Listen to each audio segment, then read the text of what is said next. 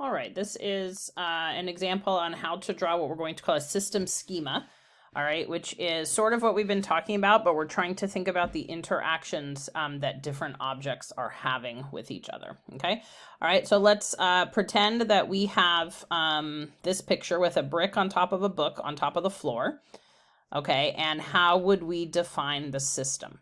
All right, so remember, we're also going to need to include the earth. So I would probably include brick, book, floor, and earth. All right. So basically, we're just kind of doing what we did before, but we're just going to list these out in little, circles with the name: brick, book, floor, and the earth. All right. And if we would like them all to be in the system, we're just going to draw that dotted line around again to indicate who is in the system. Okay. Then we want to look for things that are interacting with each other. So for something to interact, it means it's touching, right? Everything that's touching is interacting.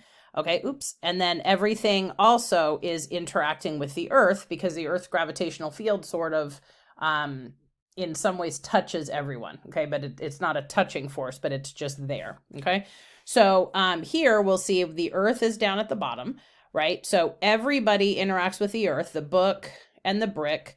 Okay, and this is missing the floor and the earth, because sometimes the floor is kind of a general thing. So sometimes we don't really count that floor and earth interaction, although everything does, but that one's one you can kind of leave out. All right, so the book and the brick are interacting with the earth, and then the book is interacting with the floor, right, because it's touching, and the brick is interacting with the book because it is touching. All right. Notice the brick and the floor are not interacting, okay, because the brick and the floor are not touching, so they do not interact. All right. So in this case, I'm going to put all four objects in the system. All right. I could look at this a little bit differently, right? If I say I only wanted the brick and the book to be in the system, okay, the entire picture is going to look the same because all the interactions are the same. All the same players are there.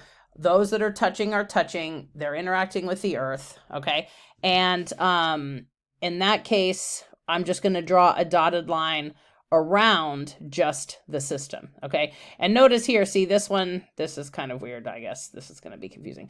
The floor and the earth is there in this one, okay? So the floor and the earth, again, anytime that's like a floor or a ground, you can either put the earth or not. It doesn't really matter, all right?